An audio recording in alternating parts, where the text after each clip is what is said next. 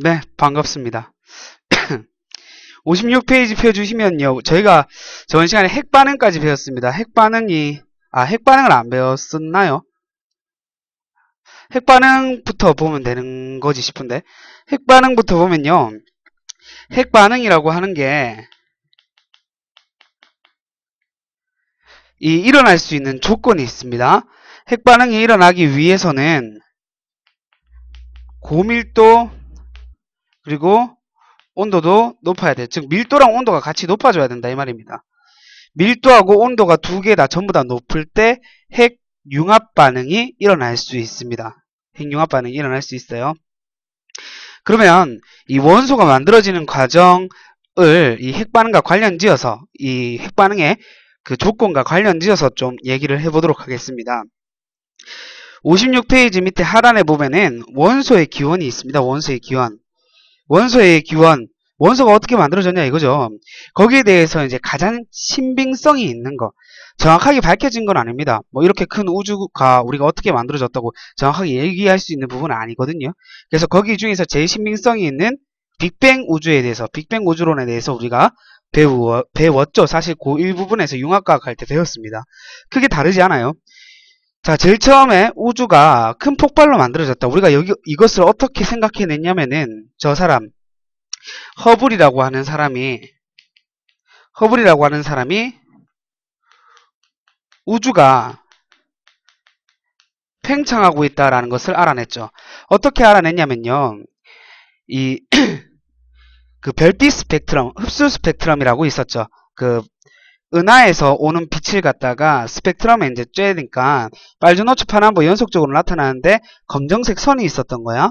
근데 그 검정색 선이 분명히 똑같은 은하를 관측하는데 점점 이 빨간색 쪽으로, 적색 쪽으로 계속 이동을 하는 거야. 같은 물질이라고 하면, 그리고 같은 물질이 만들어내는 빛이라고 하면은 이 스펙트럼이라고 하는 것은 변하면 안 되는데 계속 오른쪽으로 이동을 하더라는 거지. 가만 생각해 보니까 뭐야? 적색 편의가 일어나고 있었던 거지. 적색 편의. 이 거리가 멀어질 때 거리가 멀어졌기 때문에 적색 편의가 일어난다. 이 적색 편의가 일어난다라는 것을 통해서 그럼 다른 은하는 어떨까? 그래서 다른 은하도 모두 관찰을 해보니까 전부 다 적색 편의가 일어나고 있는 거야. 그러면 지금 모든 은하들이 멀어지고 있다는 것은 우주가 뭐하고 있다는 거다? 팽창하고 있다는 거다. 우주가 팽창하고 있다. 그래서 허블의 법칙을 만들어버리죠. 허블의 법칙이 뭐였냐면요.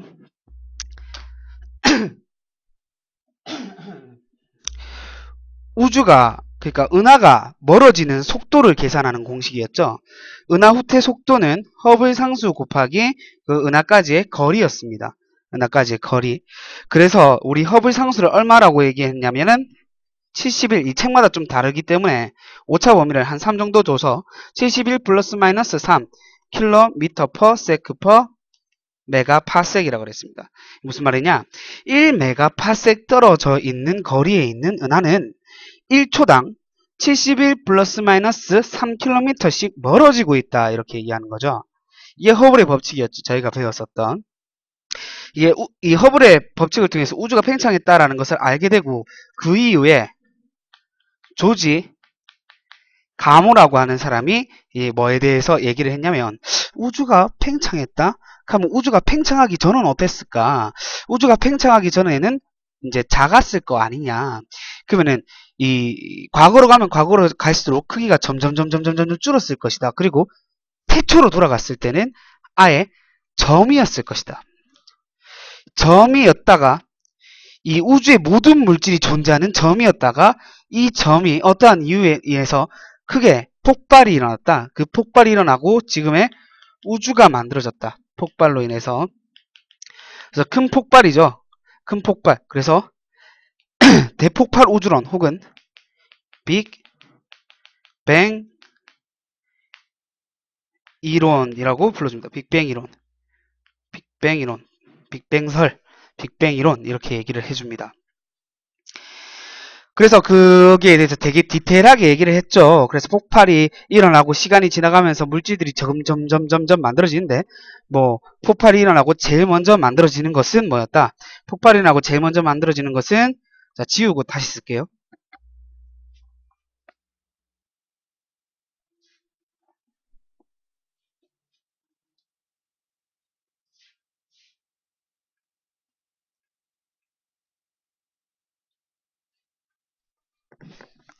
폭발이 일어나는 것은, 폭발이 일어나고 제일 먼저 만들어진 것은 6개의 쿼크와 6개의 격임자였다.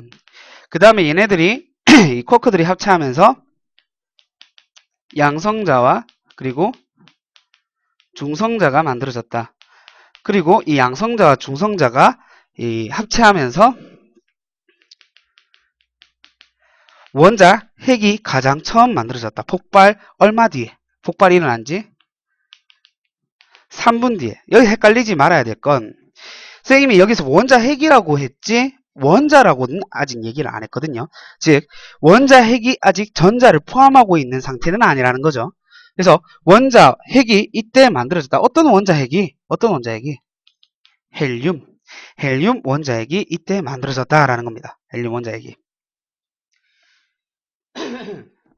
자, 헬륨 원자 핵이 어떻게 만들어질 수 있느냐? 이 부분이 3분 부분이 제일 중요한 부분 두 부분이 있는데, 3분이랑 38만 년이라고 그랬습니다. 그 38만 년은 요 다음에 좀 얘기를 해보도록 하고, 일단 3분 지났을 때 원자 핵이 만들어졌는데, 헬륨 원자 핵이 만들어졌는데 어떤 방향이 있냐? 크게 우리가 두 가지 방향으로 생각을 해주면 되겠다. 일단은 양성자와 중성자가 달라붙어가지고 뭐를 만들어야 했다? 양성자 한 개, 중성자 한 개 있으면 이거 누군데요? 일단 양성자 한 개 있으니까 수소죠. 수소. 근데 중성자를 한 개 가지고 있으면 중수소입니다. 중수소. 중수소가 만들어졌다. 중수소. 이 중수소가 만들어졌는데 헬륨을 우리가 좀 디테일하게 보게 되면은 양성자가 두 개 있고 중성자가 두 개 있거든요. 근데 얘는 양성자 한 개, 중성자 한 개를 가지잖아요. 그러니까 양성자 한 개와 중성자 한 개를 더 붙여줘야지. 그래서 중수소에서 양성자가 먼저 결합을 하느냐, 양성자가 먼저 들어오느냐, 혹은 중성자가 먼저 들어오느냐에 따라서 방향이 두 가지로 나눠지게 되는 거예요. 중수소에서 양성자가 먼저 들어오게 되면은 일단 양성자가 두 개 됐으니까 헬륨 원자 핵이 만들어집니다. 근데 양성자 두 개, 중성자 한 개 가지고 있으니까 질량수가 얼마인? 질량수가 3인 헬륨 원자 핵이 만들어지는 거예요. 원자번호는 2번이죠. 양성자의 개수. 그러니까 지금 이 상태는 어때요? 안정됐겠어요? 불안정됐겠어요? 불안정하겠죠. 왜? 중성자의 역할이 그거였잖아요. 중성자의 역할. 이 양성자 사이에 일어나는 그 반발력을 없애주는 역할을 했는데, 지금 양성자는 두 개인데 중성자가 한 개밖에 없는 거야. 원자번호 20번까지는 1대1의 비율로 존재해야 되는데, 그래서 지금 굉장히 불안한 상태라는 거지. 그 이후에 다시 누가 들어왔다. 그 이후에 그 불안함을 없애기 위해서 중성자가 한 개 더 들어오고, 그래서 안정된 형태의 질량수가 4고 원자번호가 2번인 헬륨 원자핵이 만들어질 수 있게 되었다라는 겁니다. 자, 그리고 중성자. 이 중성자가 중수소에 달라붙게 되면은 양성자가 한 개인데 중성자가 두 개인, 일단 양성자가 한 개니까 수소겠죠. 수소인데 질량수가 3이겠죠. 왜? 양성자 한 개, 중성자 두 개 있으니까 합치면 3이잖아. 원자번호는 1번이죠. 그런 수소가 만들어졌다. 이 수소를 우리가 무슨 수소라 불러줘요? 삼중 수소라 불러주죠. 이거 우리가 전 시간에 배웠었던 부분입니다. 그죠? 동위원소 할 때 배웠던 부분이에요. 삼중수소가 만들어진다. 삼중수소. 그러면 삼중수소가 만들어지고 이후에 여기 뭐가 달라붙어야지 헬륨 원자핵이 될 수 있어? 양성자가 한 개 더 달라붙었을 때 안정화되는 질량수가 4고 그리고 원자번호가 2번인 이런 안정화된 헬륨이 만들어질 수 있다라는 겁니다. 이렇게 두 가지 방향이 있습니다. 그래서 지금 보시면 페이지 57페이지 상단 부분에 그 두 가지 방향에 대해서 얘기를 해놨는 거예요. 그럼 우리가 앞에 얘기했던 거랑 조금 이어서 얘기를 해보겠습니다. 선생님이 뭐라 그랬냐면 이 헬륨 원자핵이 만들어진다고 그랬죠. 그 이후에 헬륨 원자핵보다 무거운 원자핵은 어떻게 만들어질까요? 어떻게 만들어질까요? 아, 이거 만들어졌으니까 그 이후에 차근차근 계속 만들어지는 거야? 아닙니다. 별이 만들어지기 전까지는 얘들이 못 만들어져요. 왜냐? 아까 전에 원자핵 반응이라고 하는 것은 온도와 밀도가 높을 때 일어날 수 있다고 그랬죠. 근데 이 폭발이 일어나게 되면 부피가 커지죠. 에너지는 한정적인데 부피가 계속 커지는 거야. 에너지는 그대로인데 부피가 커져. 그럼 가지고 있는 에너지를 이 전체를 데워주려면은 전체적인 온도와 밀도는 떨어지겠다는 거죠. 그래서 시간이 지나가면 지나갈수록 온도와 밀도가 떨어지게 된다. 헬륨보다 무거운 원자핵이 만들어질 수 있겠어, 없겠어? 온도하고 밀도가 떨어져서 핵융합 반응을 할 수 있는 조건을 만족하지 못하는 거야, 이제. 그러니까 3분이 됐을 때는 온도하고 밀도가 딱 이 헬륨 원자핵을 만들 수 있는 온도와 밀도가 됐는데 그 이후에는 이제 온도와 밀도가 떨어져서 더 이상 무거운 원자핵을 만들지 못하는 거야. 못하는 거야. 온도하고 밀도가 올라가기 전까지. 즉 얘들이 모여갖고 별이 되기 전까지는. 됐습니까? 자, 이렇게 되죠. 그 다음에 조금 지우고 갈게요. 지우고.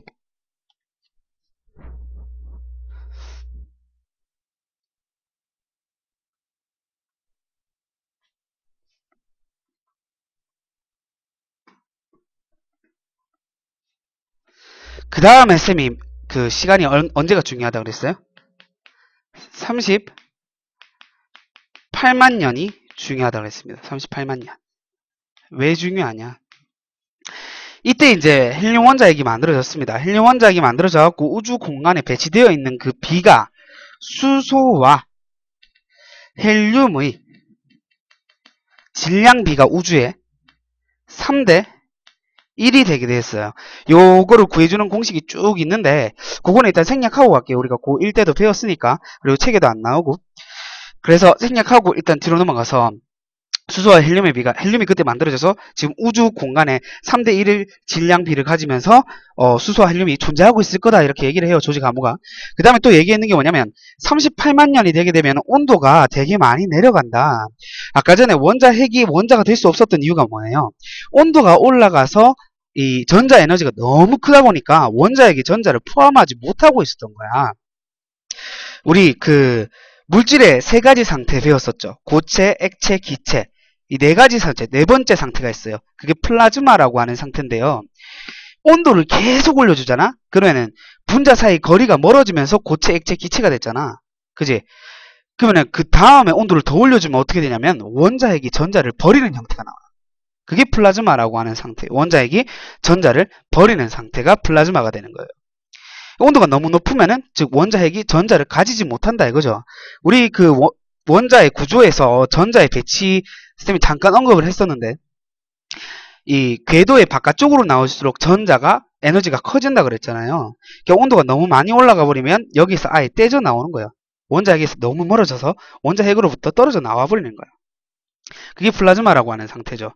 그러니까 이전에는 온도가 38만 년 전에는 온도가 너무 높았는 거죠. 너무 3000켈빈이 기준입니다. 3000켈빈.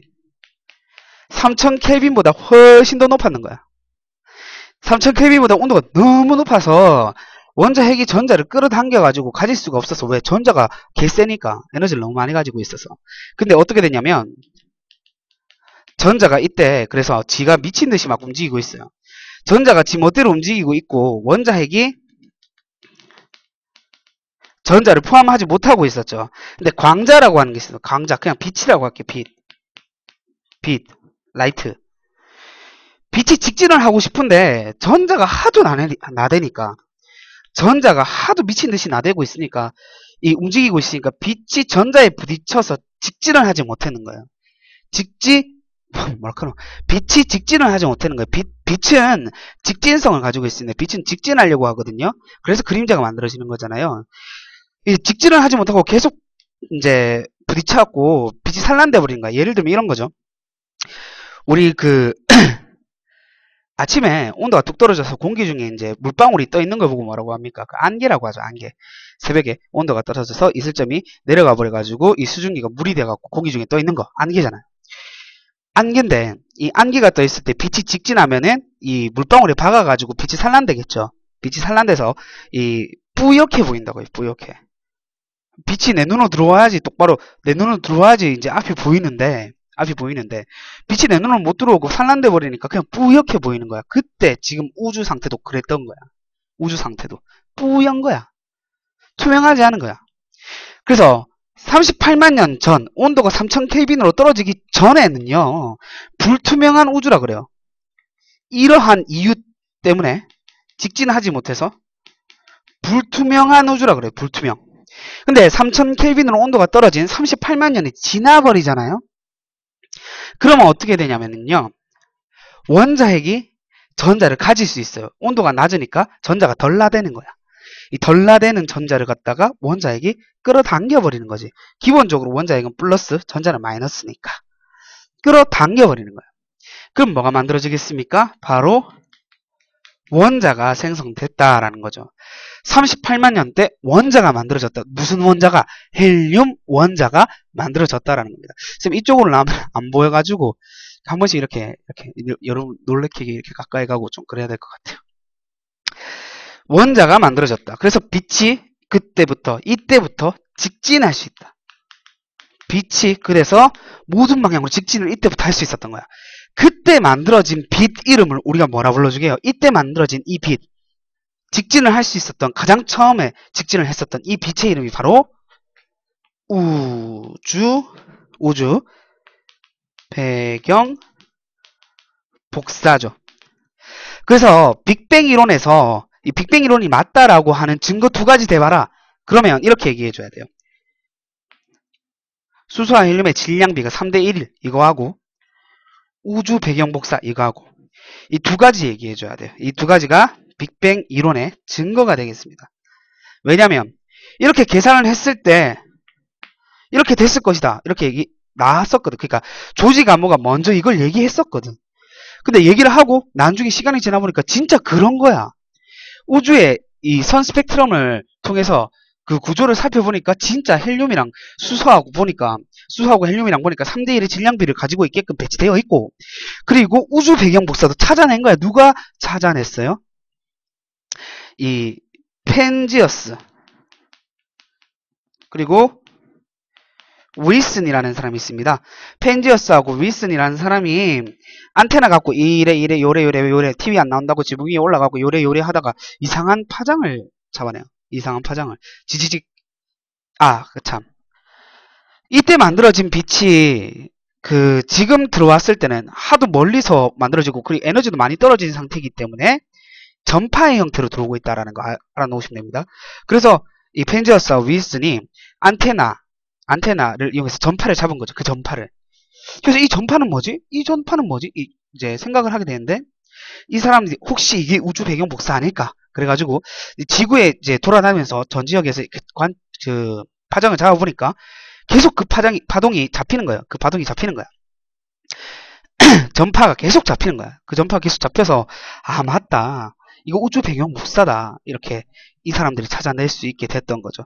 그리고 그것을 더 자세히 조사하기 위해서 쐈던 그 인공위성이 제일 처음에 코비를 쐈고요. 코비. 그 다음에 WMAP을 쐈죠. WMAP. 이 두 개를 쏴가지고 이제 뭐를 찾아냈습니까? 이 두 개를 쏴가지고 우주의 물질이 이 불규칙하게 배열되어 있다. 불규칙하게 배열되어 있다라는 걸 알게 되었죠. 우주의 물질이 균일하게 배치된 줄 알았는데 불규칙하게 배열되어 있다. 이걸 알아냈어요. 근데 이게 별 중요한 거 아닌 것 같지만 굉장히 중요해요. 이것 때문에 우주 전체 구조를 이해할 수 있게 됐거든요. 우주 전체 구조를 이것 때문에 이해할 수 있게 됐어요. 자, 어찌되었든 간에 그러면 이제 우리는 사실 쌤이 이런 식으로 쭉 설명을 했지만 우리가 중요하게 봐야 되는 건 이거 지금 배우는 게 화학이기 때문에 알갱이를 위주로 봐줘야 돼요. 알갱이를 위주로. 원자핵, 그 다음에 원자. 근데 무거운 원자 아직 안 만들어졌죠. 그럼 무거운 원자 언제 만들어집니까? 무거운 원자. 이거 불규칙성 쭉 이어서 다시 얘기해 볼게요. 우주의 물질이 불규칙하게 배열되어 있었는데 그 말은 어떤 데 많이 있고 어떤 데는 적게 있다 이거 아닙니까? 어떤 부분에는 이 물질이 많이 들어있고 어떤 부분에는 물질이 적게 들어있다라는 거겠죠. 적게 모여있다라는 거겠죠. 그러면 우주에 물질이 많이 모여있는 쪽은 질량이 다른 쪽보다 크겠다, 그지? 딴 쪽보다 질량이 큰 거야. 그럼 뭐가 세져요? 끌어당기는 힘인 만류인력이 세지는 거야. 중력이 세지는 거죠. 그래서 주변의 물질을 계속 끌어당기는 거야. 이 먼지 같은 그 우주에 돌아다니는 이 물질들을 계속 끌어당겨서 마치 이 구름과 같은 모양을 만들어요. 그걸 우리가 성운이라 불러주죠. 성운. 성간 물질이 모여서 별들과 별들 사이에 있는 성간 물질이 모여서 이 성운, 구름과 같은 형상을 이제 만들고 맨 가운데 물질이 제일 많이 모이겠죠. 원시별이 만들어집니다. 하고 그 주변에 원반 모양으로 이렇게 성운들이 돌아요. 원반형 성운과 그리고 가운데에 이 원시별이 만들어지게 되고 그 원시별은 계속해서 온도가 올라가게 됩니다. 왜 온도가 올라가요? 중력 수축 에너지를 계속 끌어당기는 거야. 계속 끌어당기게 되면은 그 안에 밀도가 높아지겠죠. 근데 더 이상 가까워질 수가 없는데 계속 온도가 더 이상 가까워질 수 없는데 계속해서 끌어당겨 버리면 어떻게 되냐면은 압력을 너무 많이 주다 보면 온도가 올라가게 되는 거예요. 계속 누르는 힘이 이 열 에너지로 변하는 거야. 부피를 못 줄이니까.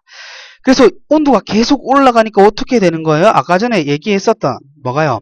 핵융합 반응을 할 수 있었던 조건 두 가지, 밀도도 올라가게 됐고 온도도 올라가게 된 거죠. 그래서 이 별 내부에서 뭐를 할 수 있게 됐냐면은 바로 핵융합 반응을 할 수 있게 된 거예요. 핵융합 반응. 자, 적어가면서 설명을 해드리겠습니다.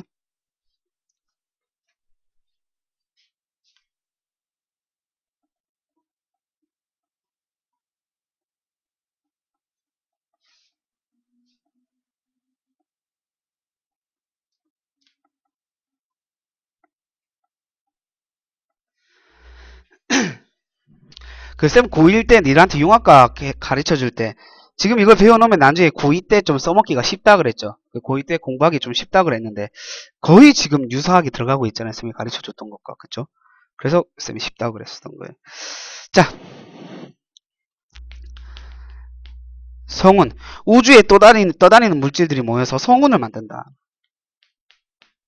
그럼 이 성운들이 모여가지고 원시별이 되고 원시별한테서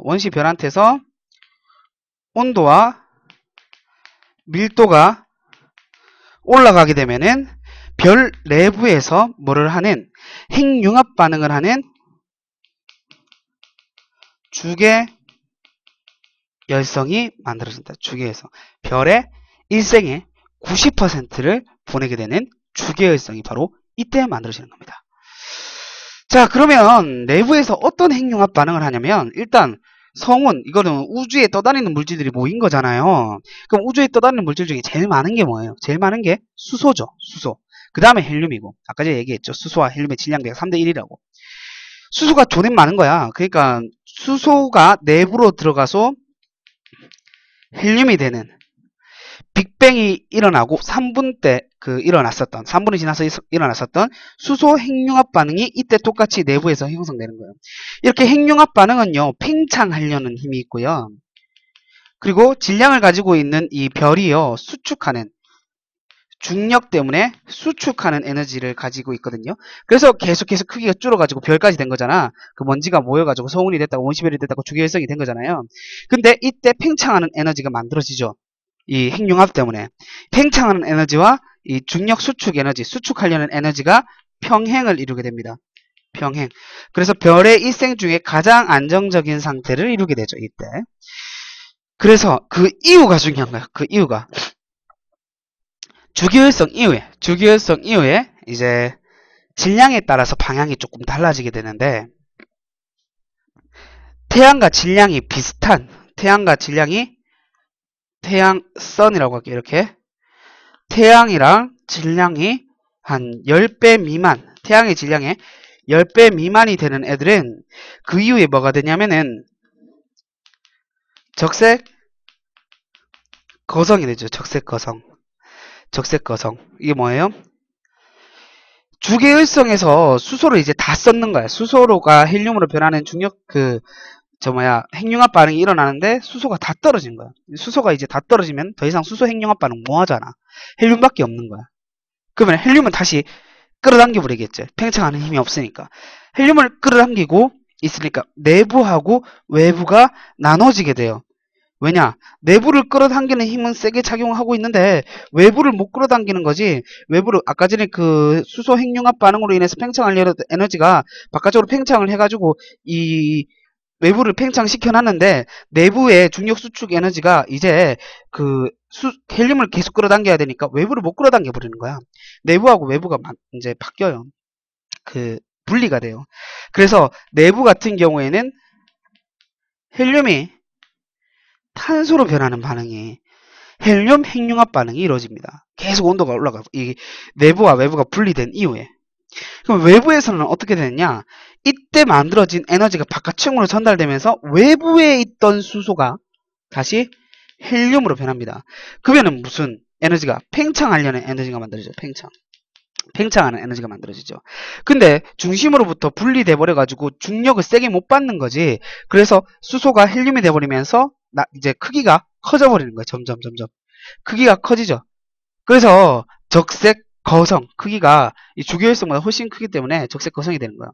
그럼 우리가 기준으로 봤었던 원소 기준으로 얘기했을 때 그 수소가 헬륨이 되고 헬륨보다 무거운 원자 핵이 이때 만들어지게 되는 거죠. 헬륨보다 무거운 탄소가 이때 만들어지게 되는 거죠. 자, 탄소 뭐 혹은 질량이 한 10배 가까이 돼버리면 산소까지 만들거든요. 탄소와 산소까지 만들고 그 다음에 외부가 다 날아가고 이 헬륨도 다 떨어지게 되었을 때 가운데 백색 외성이라고 하는 상태를 만들어요. 탄소나 산소밖에 없는. 그리고 여기에서 더 이상의 이 핵융합을 하지 못하는 질량이 그만큼 작기 때문에 태양의 10배 미만이 되어버리기 때문에 질량이 작아가지고 더 큰 핵융합 반응은 못하고 탄소와 산소까지만 만들고 별의 일생이 끝나버려요. 이게 태양의 10배 미만 되는 애들이죠.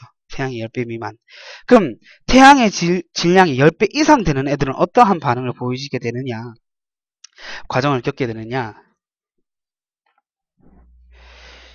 태양의 10배 이상인데 20배 정도의 미만 정도 되네. 10배보다는 큰데 20배보다는 좀 작은 애들. 20배보다는 좀 작은 애들. 이런 애들은 어떻게 되냐면 이런 애들은 초신성이 만들어요. 초거성이 만들어요. 초고성. 왜 초고성이라고 하냐면 적색거성 단계를 똑같이 들어가는데 탄소와 산소에서 끝나버린 게 아니라 탄소하고 산소가 합쳐져 가지고 뭐 또 마그네슘, 네온 이런 식으로 쭉쭉쭉쭉 더 만들어 규소까지 막 이렇게 하고 쭉쭉쭉쭉쭉 계속 더 만드는 거죠. 그 내부에 뭐까지 만드느냐? 철까지 만들 수 있어요. 철. 무거운 원소인 철까지 만들 수 있어요. 별 내부에서 만들 수 있는 원소의 끝은 철이에요. 철보다 무거운 원소는 만들어질 수가 없어요. 그럼 철이 만들어지고 또 결국에 더 이상 원소가 안 만들어지니까 어떻게 돼요? 계속 수축만 하는 거죠. 근데 수축을 계속 하는데 이제 철보다 무거운 원소 못 만드는 거야. 그럼 어떻게 돼요? 그 수축하는 에너지 때문에 별이 터져버려요. 별이 폭발해버려요. 그 단계가 초신성이라고 그랬죠. 초신성이라고도 하고 초신성 폭발이라고도 불러줍니다. 그럼 초신성 폭발이 일어날 때 그때 방대한 에너지가 방출되거든요. 근데 엄청나게 많은 에너지가 방출돼요. 그 에너지로 철보다 질량이 큰 원소가 만들어질 수 있게 되는 겁니다. 철보다 질량이 큰 원소가 이때 만들어지는 거예요. 뭐 예를 들면 뭐 우라늄이라든지 우라늄 뭐 이런 애들. 우리가 지금 발견되는 원소 중에선 제일 무거운 걸 우라늄 B라고 썼네. B 빼고 우라늄 U. 우라늄이라든지 이러한 원소가 발견되게 되는 거죠. 그리고 만약 20배, 한 20배, 막 30배 이상 되는 애들. 초신성까지는 똑같아요. 근데 20배 미만이 되는 애들은 초신성이 끝나고 난 다음에 가운데 중성자별을 만들어요. 중성자별. 선생님 그 글씨 지금 못 알아보겠죠? 중성자별. 선생님 안 그래도 잘 쓰는 글씨가 아닌데 선생님 이 칠판이 좀 허겁는 거라 가지고 글씨를 더 쓰기 힘들고 거기 플러스 이 칠판이 햇빛 반사해 가지고 앞으로 기울여 놨거든요. 그래서 선생님 칠판을 세게 누르면 얘가 뒤로 넘어가 버려요. 저번에 고3 수업하다가 이게 앞으로 넘어와가지고, 어쨌든, 글씨는 좀 양해를 부탁드리겠습니다. 뭐, 배꼽 인사를 좀. 쌤, 칠판을 빨리 바꾸고, 글씨체도 이쁘게 좀 바꾸도록 노력을 해볼게요. 어쨌든, 중성자만 남게 되는 중성자별이 만들어지고, 그 다음에, 이 철보다 무거운 원소들은 우주 공간으로 날아가 버리는 거예요. 우주 공간 날아가 버리는 거예요. 그 다음에, 2, 30배 이상 되는 애들은 초신성까지는 똑같이 들어갑니다. 초고성, 초신성까지 똑같이 들어가는데 초신성 폭발이 일어날 때 이때 얘보다 더 엄청난 에너지가 만들어지겠지. 작살나는 에너지가 만들어지는 거야. 그래서 우리가 아직 이건 선생님의 개인적인 견해입니다. 개인적인 견해. 책에는 안 나와 있어요. 우리가 발견하지 못한 엄청난 질량을 가지고 있는 원소가 만들어지는 거야. 예를 들어 크기는 원소 한 개의 크기인데 질량을 태양 정도의 질량을 갖는 그러한 원소가 만들어지게 돼버리는 거예요. 개인적인 생각입니다. 그럼 어떻게 되겠어요? 이 물질 한 개로만으로도 중력이 개작살 나겠죠. 그럼 이 물질 주변에 모든 물질이 모이기 시작하는 거야. 주변에 있는 물질을 싹 다 끌어당겨 버리는 거야. 그럼 뭐가 만들어지? 그게 뭐예요? 주변에 있는 물질을 빛까지 끌어당기는 거. 그게 블랙홀이죠. 블랙홀.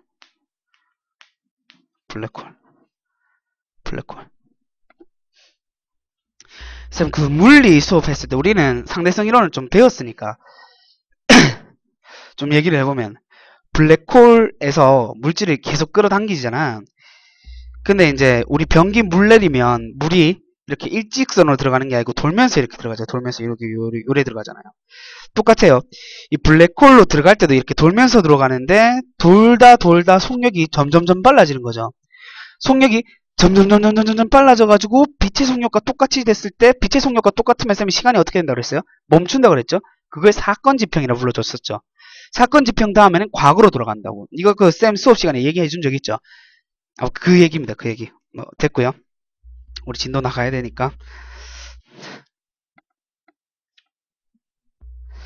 그래서 57페이지까지 지금 봤습니다. 뒤로 넘겨가지고 이제 페이지 66페이지 펴주세요. 66페이지.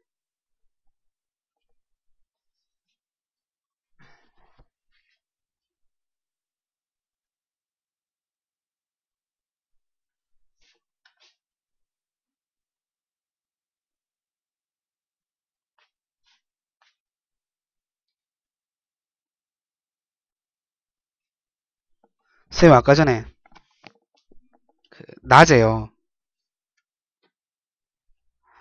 날은 좀 추운데 햇빛이 되게 좋은 거예요. 그래서 쌤 사무실이 수성구에 있는데 이 수성못이 되게 가까워요. 그래가지고 혼자 약간 또 정장도 또 입고 와가지고 센치한 척하면서 이 커피집 가가지고 2층 커피집인데 2층 위에 이렇게 막 전면 유리로 돼가지고 앞에 수성못이 쫙 보이는 거야. 얘 너무 이쁘. 햇빛 쫙 비치면서 너무 이쁜 거야. 그래서 거기 앉아가지고 이제 쌤 일도 하고 니들 수업할 것도 좀 보고 이렇게 있었는데 잤는 거야. 근데 이게 잘 때 그거 알죠? 앞으로 이렇게 엎드려 자면 얼굴이 안 보이니까 덜 추리하잖아요. 근데 쌤이 의자에 기대가지고 이래 잔 거야. 알죠? 이래 자면은 자동적으로 아가리가 입이 벌려지잖아요. 입이. 그래서 쌤이 어떻게 깼냐면 내가 코 고는 소리에 깜짝 놀라서 깼는 거야. 그래서 이래 하다가 깜짝이야 깼는 거야. 주변 사람들 다 쳐웃고. 아무튼 어제 낮에 좀 그랬어요. 좀 괜히 나와가지고 그죠. 사무실 안에서 일하고 그랬으면 됐을 텐데. 그렇습니다. 사람들은 그런 한계가 있습니다. 사람들은 누구나 한계가 있죠. 그래서 쌤님은 그런 센치한 척을 못하는 한계가 좀 있나 봐요. 그리고 우리가 여태까지 배웠던 이 대단한 사람들도 전부 다 한계를 가졌죠. 그러니까 이론에 대해서 얘기를 했지만 각각의 이론에서 틀린 점이 한 개씩 발견되기 시작했다라는 거죠. 그리고 거기에 이어서 보호 또한 이 이론에서 틀린 점이 만들어집니다. 일단 오늘 보호의 모형에 대해서 배우면 끝날 건데 그 틀린 점은 다음 시간쯤에 배울 것 같아요. 일단 그 틀린 점 위주로 가보면 보호의 원자 모형이 이번 단원의 제일 처음의 시작인데 이 단원은 원자 모형에 대해서 얘기를 해주는데 페이지 66페이지부터 이 전에는 원자가 어떻게 만들어졌고 그 원자들의 종류는 그 무거운 원소는 또 어떻게 만들어졌고 뭐 그런 부분에 대해서 얘기를 했다면 이 부분은 원자 생긴 모양이 어떨까라는 부분의 핵심을 맞춘 이 파트가 되겠습니다. 원자 모형 우리가 보호 걸로 배워야 돼. 보호. 쌤이 근데 보호 이전에 어디까지 얘기했어요? 원자 모형에 대해서? 러더퍼드까지 얘기했었던 걸 기억납니다. 러더퍼드. 러더퍼드. 러더퍼드는 뭐라고 얘기했냐면은 행성 모양이라고 했어요. 행성 모양. 그러니까 무슨 말이냐면 태양 주위를 행성이 공전하잖아. 그러니까 러더퍼드라고 하는 사람이 그 원자 핵을 발견했는 사람이잖아. 그래서 원자 핵 주변에 전자가 이렇게 돌고 있을 것이다 이렇게 얘기했죠. 저 알파 입자 산란 실험 했을 때 빛이 막 이렇게 통과하는 빛이 있다는 건 빈 공간이 많다는 거다. 그 원자 핵이랑 전자랑 붙었고 덩어리져 있는 게 아니라 원자 핵이 있고 전자가 주변에 도는 거다 이렇게 얘기했었잖아요. 잘 기억이 안 나면 앞에 거 한번 보세요. 원자 핵 주변에 전자들이 이렇게 도는 거다. 원자 핵 주변에 이렇게 돈다. 근데 이 이론에서 좀 한계가 있는 거야. 그 한계가 뭐 때문에 밝혀지냐면요. 수소의 스펙트럼 때문에 밝혀져요. 스펙트럼. 수소 스펙트럼 때문에 밝혀지는데 일단 스펙트럼이 뭔지 모르시는 여러분들을 위해서 간단한 그림 한 개를 준비했습니다. 이거 아니에요. 이거 아니에요. 이거 아니에요. 진짜. 이겁니다. 죄송해요. 자, 보이죠? 항상 그러잖아요. 쌤, 이렇게 약간, 그, 어설플 때, 그 인간미.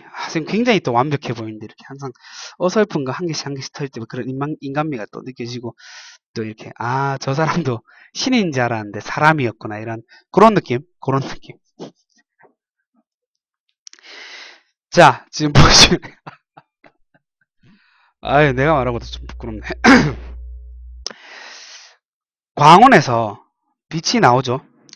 광원에서 빛이 나와가지고 빛이 지나갔을 때 프리즘과 같은 빛을 분해시킬 수 있는 분광기를 지났을 때 끝에 보면은 이렇게 이 띠가 만들어지게 되는데 예를 들어 백색광이 들어갔다면 즉 흰색의 빛, 모든 색깔의 빛을 가지고 있는 백색광이 들어갔다면 연속 스펙트럼이 만들어집니다. 그래서 연속 스펙트럼 보면 빨주, 노초, 파남보 연속적으로 쭉 이어져 있죠.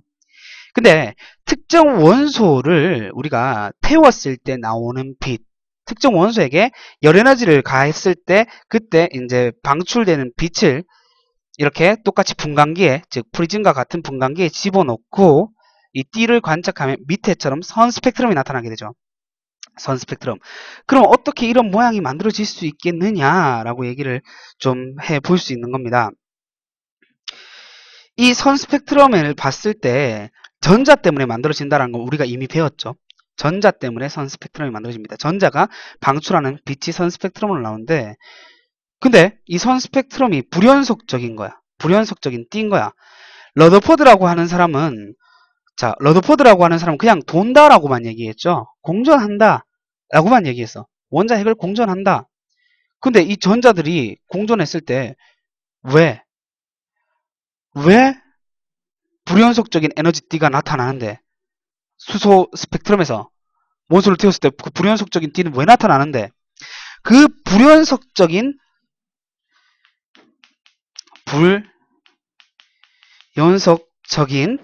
이 모형에 대해서는 설명하지 못하는 것. 띠에 대한 불연속적인 띠에 대한 설명을 하지 못했는 거예요. 이 설명을 충족시켜 준 사람이 바로 보호입니다. 보호. 이 조건을 충족시켜주기 위해서 얘가 세 가지에 대한 내용을 하죠. 첫 번째, 이 운동, 전자의 운동. 두 번째, 전자 껍질. 전자마다 각기 자기가 돌고 있는 궤도가 있다. 그 껍질이 있다. 이거. 세 번째는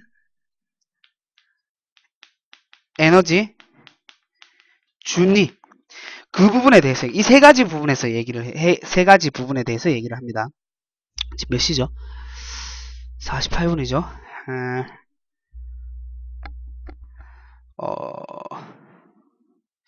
일단 설명드릴게요.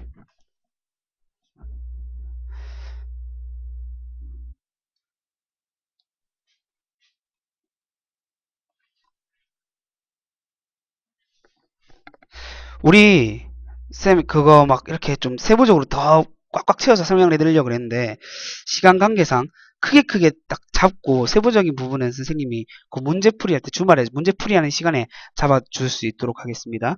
일단 원자의 구조 또 새삼스럽지만 한 번 더 들어가 보겠습니다. 원자의 구조. 원자 핵이 가운데 있고요. 주변에 뭐가 돌고 있어요? 전자가 돌고 있잖아. 우리가 배운 구조는 이 구조잖아. 그죠? 이 구조잖아요. 그럼 여기에서 주양자수라는 개념이 등장해요. 주양자수. 주양자수는 쉽게 얘기하면 껍질 번호야, 껍질 번호. 우리가 배웠던 대로 얘기하면 옥텟의 번호, 옥텟의 번호. 첫 번째 껍질, 두 번째 껍질, 세 번째 껍질 이렇게 되잖아. 그래서 첫 번째 껍질을 주양자수 n으로 표시해 줍니다. n은 1, 그다음에 n은 2, n은 3 이렇게 나타내 주는 거죠. 기본적으로 바깥쪽으로 나오면 나올수록 전자의 에너지가 어떻게 됩니까? 에너지가 커지고 내부로 들어가면 에너지가 작아진다라는 건 우리가 알고 있죠. 이렇게 주양자수 1, 2, 3 하는데 우리가 알파벳도 이제 조금 더 플러스 되는 거야. 그래서 첫 번째 껍질에는 K, 두 번째는 L, 세 번째는 M, 네 번째, 다섯 번째, 여섯 번째 있다면 알파벳 순서대로 K, L, M, N, O, P, O, P, Q, R, S 이런 식으로 쭉 가는 겁니다. 바깥쪽으로 나올수록 에너지 값은 커지고요. 자, 이렇게 되는데 그럼 여기 있던 전자가 에너지를 받으면 어떻게 돼요? 여기 이 전자가 에너지를 계속 받는 거야. 에너지를 받아버리면 이 안쪽으로 들어갈수록 에너지 값이 작아져야 되는데 에너지 값을 너무 많이 가져버리게 되면은 바깥쪽 궤도로 나오게 됩니다. 왜? 바깥쪽 궤도에서는 에너지를 더 크게 가질 수 있거든. 바깥쪽으로 나올수록 전자 에너지가 커진다고 그랬잖아. 그래서 바깥쪽 궤도로 나와버려요. 원래 여기 있어야 될 새끼가 에너지를 받아갖고 열 에너지를 받아갖고 바깥쪽으로 나와버리는 거죠. 이런 상태를 우리가 무슨 상태라 불러줘요? 들뜬 상태. 들뜬 상태죠. 그럼 전자는 기본적으로 안으로 들어가고 싶어 하게 아니면 바깥으로 나오고 싶어 하게? 안으로 들어가고 싶어요. 안으로 들어가고 싶어 한다고. 그래서 이 전자가 바깥쪽으로 나왔을 때 다시 안쪽으로 들어가게 됩니다. 지자리로. 그때 받았던 에너지를 방출시켜 줘야 되겠죠. 그 에너지가 빛 에너지의 형태로 나오게 되는 거죠. 빛 에너지의 형태로 방출되게 되는 겁니다. 빛 에너지로 방출되게 되고요. 다시 제자리로 돌아가서 제일 안정된 상태를 우리가 뭐라 불러줘요? 여기 있을 때 원래 자리에 있을 때를 우리가 바닥 상태라고 불러줍니다. 바닥 상태. 그러면요. 이제 베이스를 닦았으니까 칠판도 닦고요.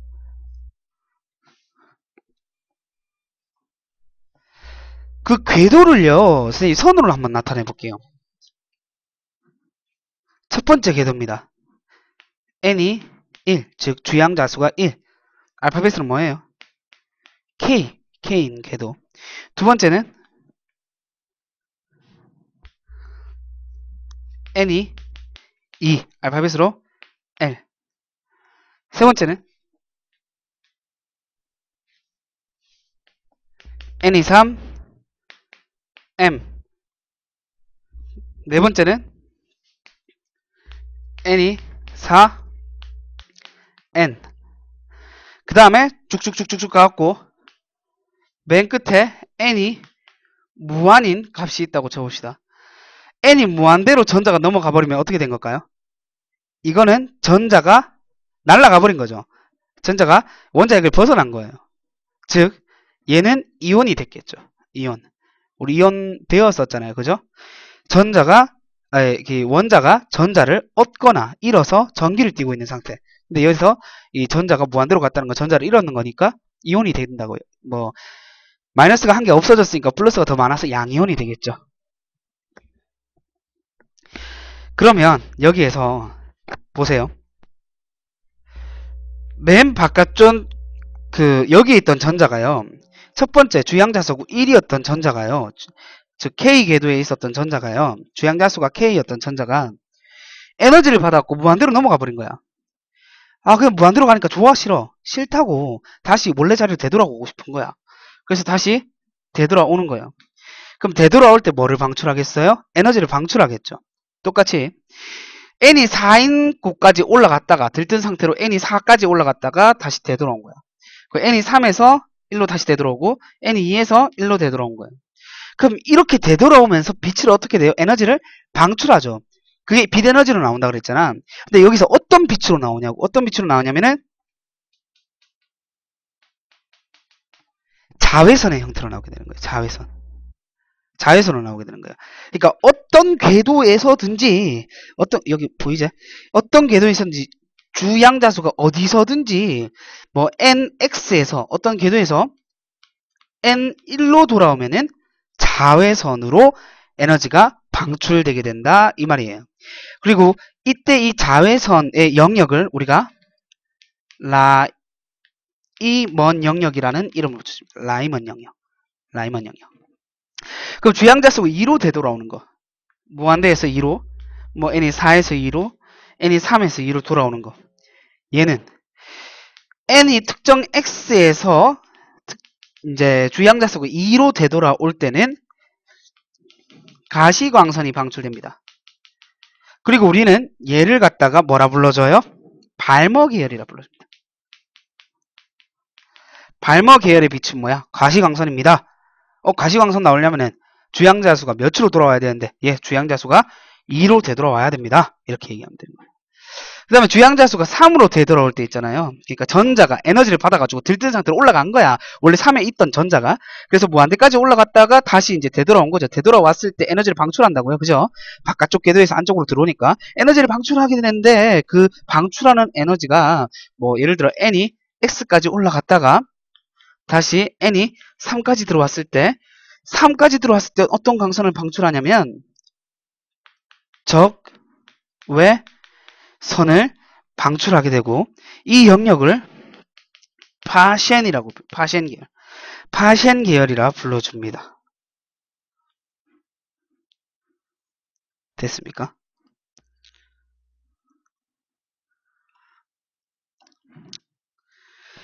자, 이렇게 되고요. 그럼 쌤이 간단하게 질문 한 개만 해볼게요. 이건 대답해보세요. 쌤, 그 버퍼링이 좀 걸려도 대답을 좀 듣겠습니다. n이요. 무한대에서 n이 2로 전자가 무한대까지 그 들뜬 상태로 올라갔다가 n이 2로 다시 왔을 때 그때 방출되는 에너지하고요. n이 2에서 n이 1로 돌아온 에너지. 그럼 선으로 얘기를 해보자면 요 에너지하고요.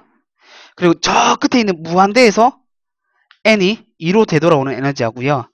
비교했을 때 누가 더 클까요? 대답해보세요. 누가 더 클까요?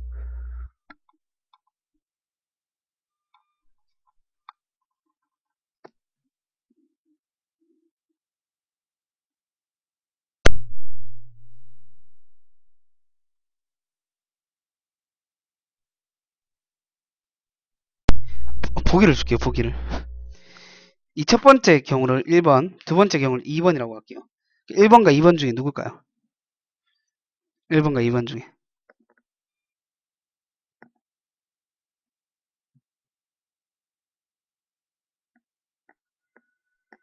대답 안 하니? 대답 안 해요?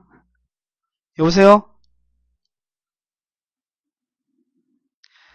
쌤이 할게요. 쌤이 대답할게요. 2번? 2번 맞습니다. 2번이에요. 왜 2번이냐면 얘는 선 자체가 다른 거야. 얘는 자외선이고 얘는 가시광선이잖아요. 아시아 이 자외선이랑 가시광선 중에 당연 자외선이 셉니다.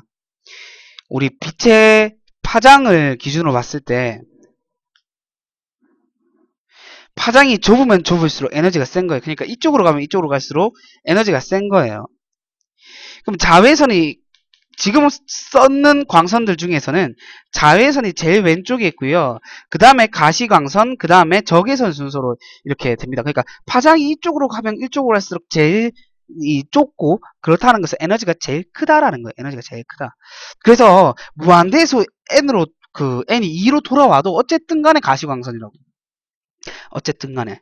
근데 n이 2에서 1로더라도 얘는 뭐예요? 어쨌든 간에 자외선이라고. 그럼 가시광선이랑 자외선 비교했을 때는 당연히 자외선이 에너지가 더 커져야 되는 거예요. 커져야 되는 거예요. 됐습니까? 자, 선생님이 오늘 페이지 67페이지까지 했는데 68페이지 내용을 선생님이 수업 시간에 문제 풀면서 더 자세히 말씀드리도록 하겠습니다. 자, 그러면 오늘 화학 강의는 여기까지 하도록 하겠습니다. 자, 오늘도 수고했습니다.